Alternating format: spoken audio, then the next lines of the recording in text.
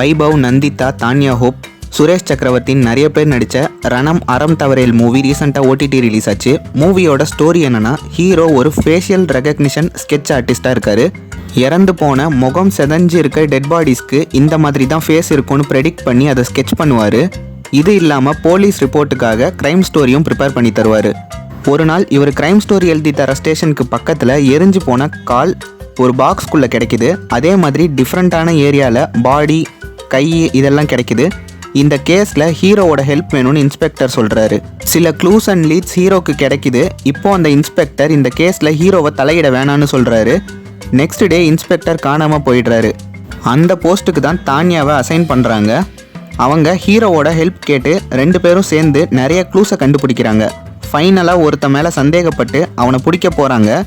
ஹீரோக்கு அவனை பிடிக்க ஒரு சான்ஸ் கிடைக்குது. ஆனால் அவன் தப்பிச்சிடுறான். ஏன்னா ஹீரோக்கு ஒரு டிஸார்டர் இருக்கும். சில டைமில் ஃபுல் பாடியும் பேரலைஸ் ஆகி பிளைண்ட் ஆகிடுவார். பாஸ்டில் நடந்த ஆக்சிடெண்ட்னால இவருக்கு இப்படி ஆகிடும். நெக்ஸ்ட் டே அவங்க சஸ்பெக்டாக நினச்சவங்களோட தலை எரிஞ்ச நிலையில் கிடைக்கும். இப்போது கேஸில் எந்த க்ளூவும் இல்லாமல் நிற்பாங்க. ஹீரோ இந்த மிஸ்ட்ரிக்கு பின்னாடி இருக்க ரீசனை எப்படி கண்டுபிடிச்சாரு, இந்த கேஸ்க்கும் பழைய இன்ஸ்பெக்டருக்கும் என்ன சம்மந்தம், அதையும் எப்படி தெரிஞ்சுக்கிட்டு இந்த கேஸை சால்வ் பண்ணாருன்றது தான் மீதி ஸ்டோரி. மூவி ஒரு க்ரைம் இன்வெஸ்டிகேஷனாக ஒர்த்தாக இருந்தது. வைபவோட ஆக்டிங் சூப்பர். ஃபர்ஸ்ட் ஹாஃபில் சூப்பரான ஸ்க்ரீன் ப்ளே பண்ணியிருந்தாங்க. Investigation scene, clues and leads எல்லாம் கண்டுபிடிக்கிறதெல்லாம் செம்மையாக இருந்தது.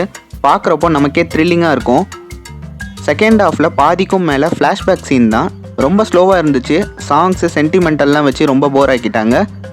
கிளைமேக்ஸில் ஒரு நல்ல கருத்து சொல்லி படத்தை முடிச்சிருந்தாங்க.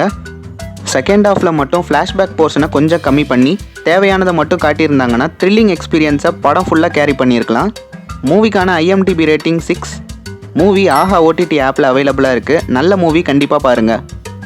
இந்த வீடியோ உங்களுக்கு பிடிச்சிருக்கும்னு நினைக்கிறேன். பிடிச்சிருந்தால் லைக் பண்ணிவிட்டு உங்கள் ஃப்ரெண்ட்ஸ் அண்ட் ஃபேமிலிக்கு ஷேர் பண்ணி அவங்களையும் நம்ம சேனலை சப்ஸ்கிரைப் பண்ண சொல்லிடுங்க.